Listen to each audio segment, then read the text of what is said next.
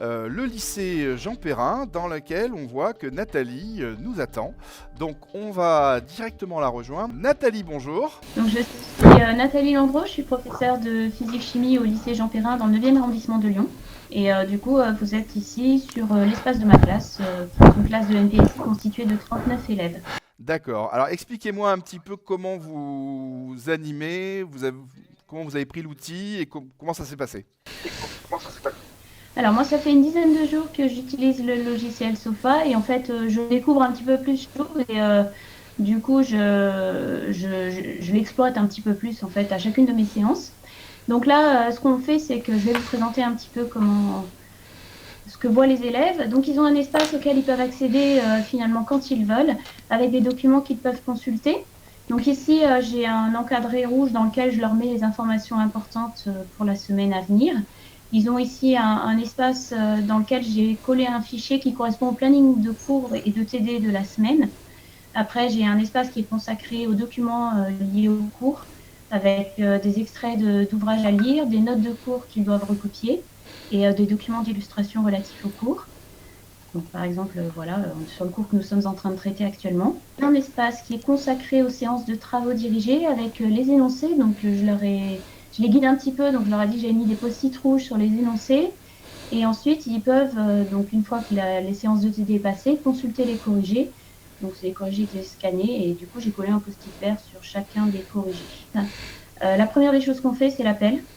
Donc, jusqu'à présent, je les laissais créer leur propre post-it avec leur prénom.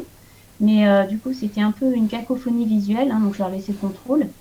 Et du coup, là, ce que j'ai fait, j'ai créé un post-it avec chacun des prénoms de mes élèves, les filles en orange, les garçons en bleu, et j'ai créé un cadre à côté. Et ce que je vais leur demander, par exemple, pour ma séance de cours de demain matin, c'est de laisser les post-it, d'aller chercher le leur, celui qui correspond à leur prénom, et de le mettre dans le cadre ici, ce qui me permettra de faire un appel un petit peu plus rapidement. Il faut noter que initialement, vous aviez regardé Sofa parce que vous aviez des problèmes de connexion, si j'avais bien compris, avec d'autres solutions. Oui, tout à fait. Et c'est vrai que des différentes plateformes que j'ai pu utiliser, j'ai pas du tout de problème de connexion avec Sofa. Donc là, vous partagez votre tablette, hein, c'est ça? Je partage ma tablette. Donc, ce que vous voyez, c'est mon écran de tablette. On peut faire une capture là avec l'appareil photo.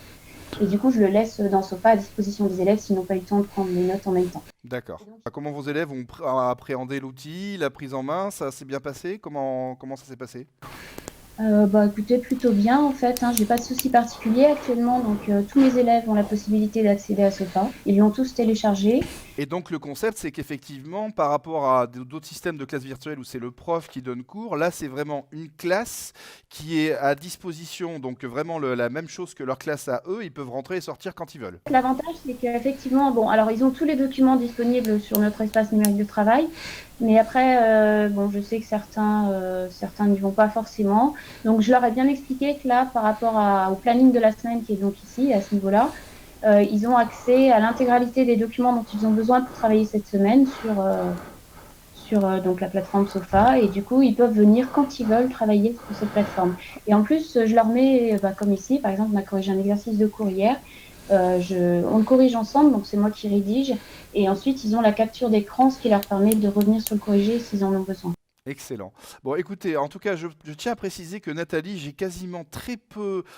vous ai très peu assisté pour prendre en main l'outil, pour faire tout ça. Donc déjà, je tiens à vous féliciter et c'est vrai que de cette expérience, on va en tirer un certain nombre de continuités potentiellement, même après le contexte dans lequel on est.